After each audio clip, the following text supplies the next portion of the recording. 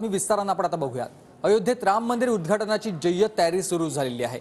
अयोध्येत कारसेवकपुरम मध्ये 25,000 जणांच्या जेवणाची व्यवस्था करण्यात येणार आहे। व्यापारी बंधूंनी भोजनासाठी दिलेल्या सामानाचा ट्रक अयोध्येत दाखल झाला आहे। अयोध्येमध्ये आपण बघतोय कारसेवकपुरम मध्ये 25,000 जणांच्या जेवणाची व्यवस्था करण्यात येणार आहे। अयोध्येमध्ये येणाऱ्या जवळपास 8 ते 10,000 निमंत्रितांसाठी भोजनाची व्यवस्था जी आहे ते राम मंदिर ट्रस्टकडून केली जाते आणि याच भोजनासाठीचा ट्रक जो आहे सामान घेऊन अयोध्येमध्ये दाखल झालेला आहे। आपण पाहतोय की 22 तारखेच्या राम मंदिर सोहळ्यासाठी हे सामान जे आहे लखीमपूरमधून व्यापारी बंधूंनी दिलेला आहे आणि हा ट्रक जो आहे तो सजवण्यात आलेला होता आणि आज तो अयोध्येमध्ये पोहोचलेला आहे।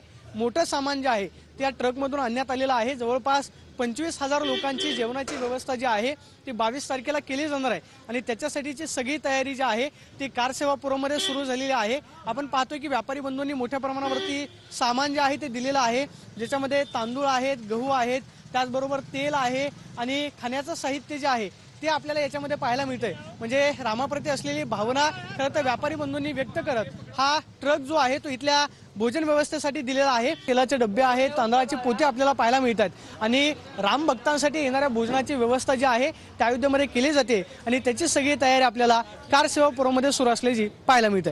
कॅमेरा पर्सन राकेश, मी प्रदीप कापसे, TV9 मराठी, अयोध्या।